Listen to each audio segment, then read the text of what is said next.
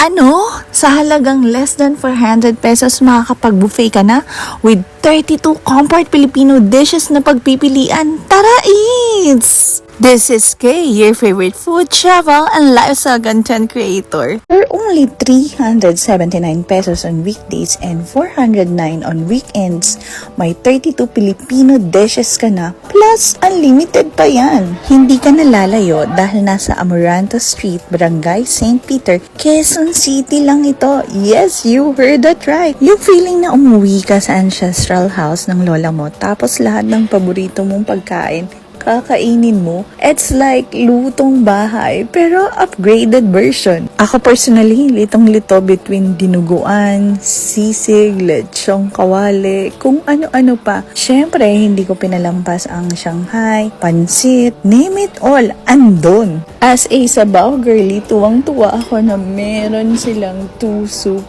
options. Saktong-sakto. Parang ikaw.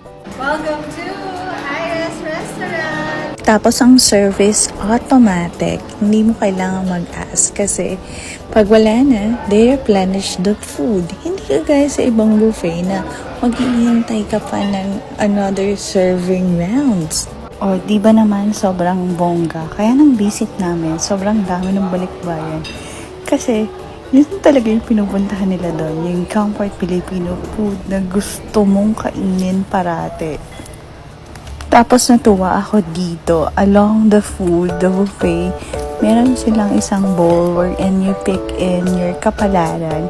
And then pagbunot mo, what you will be reading are Bible verses to guide you spiritually. Hindi ka lang nourish physically, nourish ka rin spiritually. Bongga!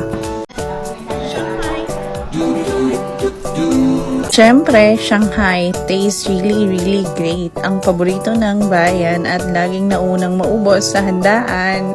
Manifesting din ako siyempre sa future travels. Tara is! Let's go! Unlimited din yung red iced tea nila. Hindi nakakasawa at sakto lang. Hindi rin masyadong matamis.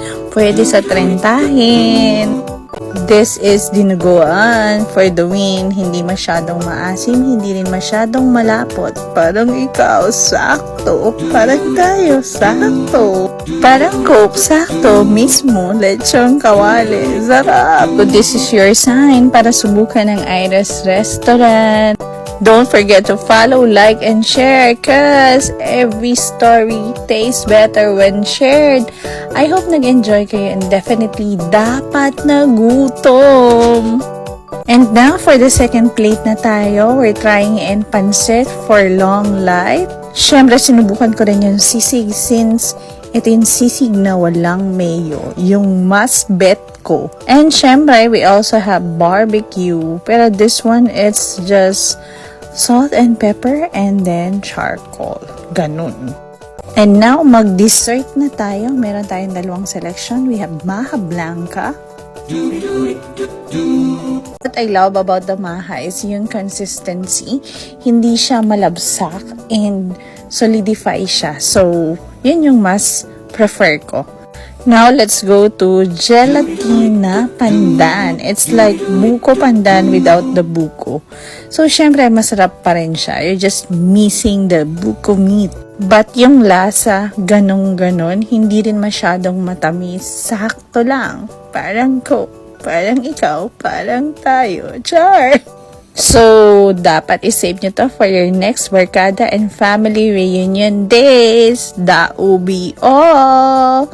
Ta-ta! See you on the next vlog!